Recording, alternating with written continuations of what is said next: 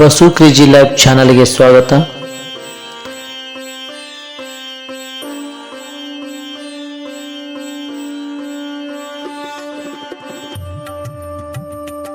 ಬೆಳಗಾವಿ ಜಿಲ್ಲೆಯ ಅಥಣಿ ತಾಲೂಕಿನ ಖೇಳೆಗಾಂವ್ನಲ್ಲಿರುವ ಶ್ರೀ ಬಸವೇಶ್ವರ ದೇವಸ್ಥಾನವು ಐತಿಹಾಸಿಕ ಮಹತ್ವವನ್ನು ಹೊಂದಿದೆ. ಈ ದೇವಾಲಯದ ಇತಿಹಾಸ ಮತ್ತು ಮಹತ್ವದ ವಿವರಗಳು ಇಲ್ಲಿವೆ. ಸ್ಥಳ ಮತ್ತು ದೈವ. ಈ ದೇವಾಲಯವು ಅಥಣಿ ತಾಲೂಕಿನ ಖೇಳೆಗಾಂವ್ ಗ್ರಾಮದಲ್ಲಿದೆ. ಇಲ್ಲಿ ಶಿವನ ವಾಹನವಾದ ನಂದಿಯ ರೂಪದಲ್ಲಿ ಬಸವೇಶ್ವರನನ್ನು ಪೂಜಿಸಲಾಗುತ್ತದೆ. ಐತಿಹಾಸಿಕ ಹಿನ್ನೆಲೆ. ಈ ದೇವಾಲಯವನ್ನು ಶಿವಶರಣ ದವಳಪ್ಪ ನಿರ್ಮಿಸಿದ್ದಾರೆ. ವಿಜಯಪುರದ 2ನೇ ಆದಿಲ್ ಶಾಹಿ ಸುಲ್ತಾನನು ಸಹ ಈ ದೇವಾಲಯದ ನಿರ್ಮಾಣಕ್ಕೆ ಕೊಡುಗೆ ನೀಡಿದ್ದಾನೆ. ಒಂದು ದಂತಕಥೆಯ ಪ್ರಕಾರ ಸುಲ್ತಾನನು ದೇವಾಲಯವನ್ನು ನಾಶ ಮಾಡಲು ಬಯಸಿದನು, ಆದರೆ ನಂದಿ ವಿಗ್ರಹವನ್ನು ಮುರಿಯಲು ಸಾಧ್ಯವಾಗಲಿಲ್ಲ ಮತ್ತು ಕೊನೆಗೆ ಕ್ಷಮೆಯಾಚಿಸಿದನು. ಪವಾಡ ಮತ್ತು ಬೆಳವಣಿಗೆ. ಇಲ್ಲಿರುವ ಬಸವಣ್ಣನ ವಿಗ್ರಹವು ನಂದಿ ಹುತ್ತದಲ್ಲಿ ಉದ್ಭವಿಸಿದ್ದಾಗಿದೆ ಮತ್ತು ಕಾಲಕ್ರಮೇಣ ಬೆಳೆಯುತ್ತಿದೆ ಎಂದು ನಂಬಲಾಗಿದೆ. ಈ ಪವಾಡಗಳಿಂದಾಗಿ ದೇಶದ ಮೂಲೆ ಮೂಲೆಗಳಿಂದ ಭಕ್ತರು ಆಗಮಿಸುತ್ತಾರೆ. ಪೂಜಾ ಕೈಂಕರ್ಯಗಳು. ದೇವಸ್ಥಾನದಲ್ಲಿ ಪ್ರತಿದಿನ 3 ಬಾರಿ ಪೂಜೆ ಸಲ್ಲಿಸಲಾಗುತ್ತದೆ. ಪ್ರತಿದಿನ ಭಕ್ತರಿಗೆ ಉಚಿತ ಅನ್ನದಾಸೋಹ ನೀಡಲಾಗುತ್ತದೆ. ಪ್ರತಿ ಸೋಮವಾರ ಸಂಜೆ ಪಲ್ಲಕ್ಕಿ ಉತ್ಸವ ನಡೆಯುತ್ತದೆ. ಯುಗಾದಿ ಮತ್ತು ಶ್ರಾವಣ ಮಾಸದಲ್ಲಿ ದೊಡ್ಡ ಜಾತ್ರೆ ನಡೆಯುತ್ತದೆ. ಈ ದೇವಾಲಯವು ವಿಶಿಷ್ಟ ಹಿಂದೂ ಮತ್ತು ಮುಸ್ಲಿಂ ಶೈಲಿಯ ವಾಸ್ತುಶಿಲ್ಪದ ಮಿಶ್ರಣವನ್ನು ಹೊಂದಿದೆ. ಶ್ರೀ ಬಸವೇಶ್ವರ ದೇವಸ್ಥಾನ ಹೇಗೆ ನಿರ್ಮಾಣವಾಯಿತು ಎಂಬುದನ್ನು ಈ ಗುಡಿಯ ಕಂಬಗಳ ಮೇಲೆ ಪೇಂಟಿಂಗ್ ಮಾಡಿರುತ್ತಾರೆ. ಈ ದವಳಪಜ್ಜ ಮೂಲ ಪುರುಷ, ಹುತ್ತಿಗೆ ಹಾಲು ಇರುತ್ತಿರುವ ಕಪಿಲೆ ಆಕಳು, ಹಾಗೆ ದವಳಪಜ್ಜನಲ್ಲಿ ಕನಸಿನಿಗೆ ಬಂದಂತಹ ಬಸವನ ಹುತ್ತಿನಿಂದ ಹೊರತೆಗೆದು ಬಸವಣ್ಣನನ್ನು ಸ್ನಾನ ಮಾಡಿಸುತ್ತಿರುವುದು, ರಾಜರು ಮಾಂಸಾಹಾರವನ್ನು ಬಸವನ ಮುಂದೆ ಪರೀಕ್ಷೆ ಮಾಡುತ್ತಿರುವುದು, ಗುಡಿಯನ್ನು ಕಟ್ಟಿಸಿಕೊಟ್ಟಂತಹ ಸನ್ನಿವೇಶಗಳನ್ನು ಕಂಬದಗಳ ಮೇಲೆ ನೋಡಬಹುದು. ಕಾಶಿಯಿಂದ ಋಷಿಮುನಿಗಳು ನೀರು ತರುತ್ತಾ ಇರುವುದು, ಹಾಗೆ ಅಗ್ರಾಣಿ ಹಳ್ಳದಿಂದ ಮೂಲ ಪುರುಷ ದವಳಪಜ್ಜ ನೀರು ಒಯ್ತಾ ಇರುವುದು, ರಾಜರು ಬಸವಣ್ಣನನ್ನು ಪರೀಕ್ಷೆ ಮಾಡುತ್ತಿರುವುದು, ಗುಡಿಯಲ್ಲಿ ಸಭೆ ಸಮಾರಂಭಗಳು ಕೂಡ ನಡೀತವೆ, ಮಂಗಲ ಮಂಟಪವು ಕೂಡ ಇದೆ. ಇಲ್ಲಿ ಹೆಚ್ಚಿನ ಸೌಲಭ್ಯಗಳು ಈ ಬಸವಣ್ಣನ ದೇವಸ್ಥಾನದಲ್ಲಿ ಅನುಕೂಲತೆಗಳಿದೆ. ತಾವು ಕೂಡ ಈ ಬಸವಣ್ಣ ದೇವಸ್ಥಾನಕ್ಕೆ ಬರಬೇಕಾದರೆ ಅಥಣಿಯಿಂದ ಬಸ್ಸಿನ ಸೌಕರ್ಯವಿದೆ.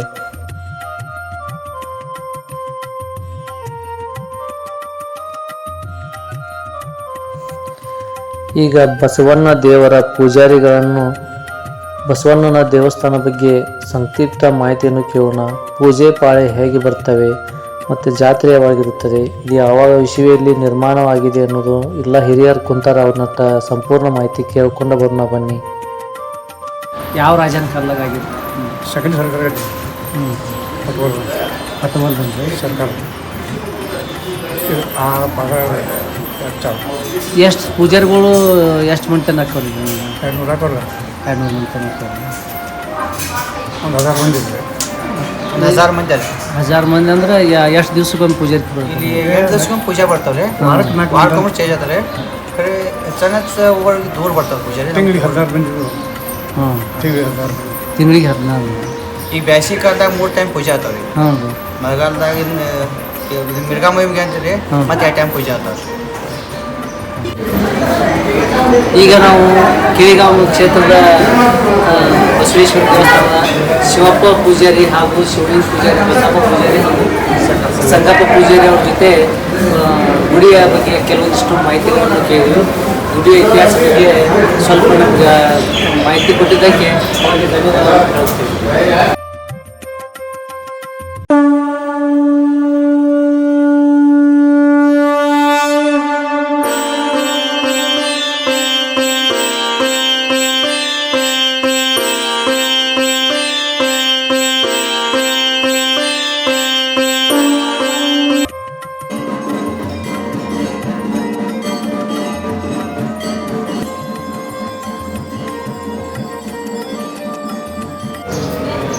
ಬಸವನ ತಂದೆ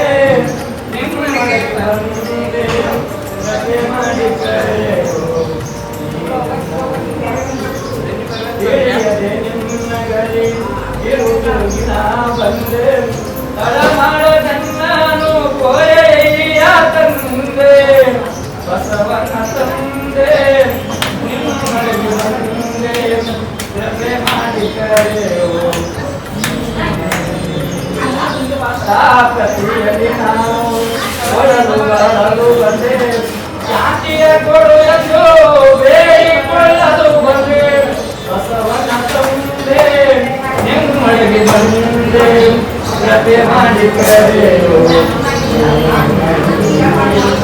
ಮೆರೆಯುತ್ತಿದೆ ಮದಕಿರಿಗ ಎಂಬ ಬೆಳಗುತ್ತಿದೆ ಜಗಜ್ಯೋತಿಯಿಂದ ಬಸವನ ತಂದೆ ನಿಮ್ಮೊಳಗೆ ಬಂದೆ ಕೃಪೆ ಮಾಡಿ ಕರೆಯೋ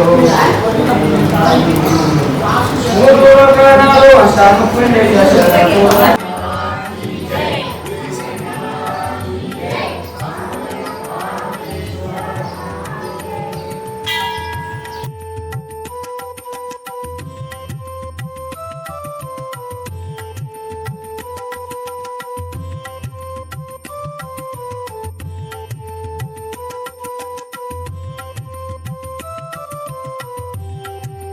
ನೋಡಿದರಲ್ಲ ವೀಕ್ಷಕರೇ, ಇಲ್ಲಿವರೆಗೂ ನಾವು ಬಸವಣ್ಣನ ಪೂಜೆಯ ಕಾರ್ಯಕ್ರಮದಲ್ಲಿ ಭಾಗವಹಿಸಿದ್ದೀವಿ. ಹಾಗೆ ಪೂಜೆ ಮುಗಿತು. ಈಗ ನಾವು ಗುಡಿಯ ಮುಂಭಾಗದಲ್ಲಿ ಬಂದು ಇನ್ನು ಹೊರಗೆ ಅನ್ನದಾಸೋಹ ಬಗ್ಗೆ ತೋರಿಸಿಕೊಡುತ್ತೇನೆ, ಬನ್ನಿ.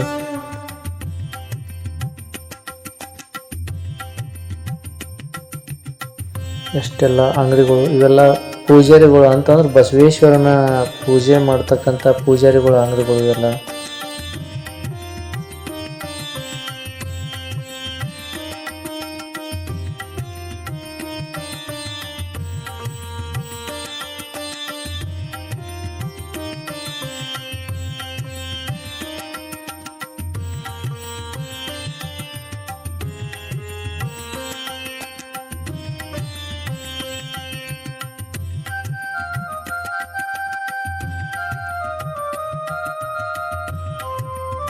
ವೀಕ್ಷಕರೇ, ಮುಂದಿನ ವಿಡಿಯೋದಲ್ಲಿ ನೀವು ಬಯಸಿದರೆ ಮೋಟಾ ಬಸವೇಶ್ವರ ದೇವಸ್ಥಾನ ಹಾಗೂ ಅಗ್ರಾಣಿಹಾಳ್ಯದಲ್ಲಿರ್ತಕ್ಕಂಥ ಸಂಗಮನಾಥ ದೇವಸ್ಥಾನ ಬಗ್ಗೆ ವಿಡಿಯೋ ಮಾಡಿ ಹಾಕುತ್ತೇನೆ. ನಮ್ಮ ವಿಡಿಯೋ ನೋಡಿದಂತಹ ಎಲ್ಲ ವೀಕ್ಷಕರಿಗೆ ಧನ್ಯವಾದಗಳು. ಮುಂದಿನ ವಿಡಿಯೋದಲ್ಲಿ ಸಿಗೋಣ.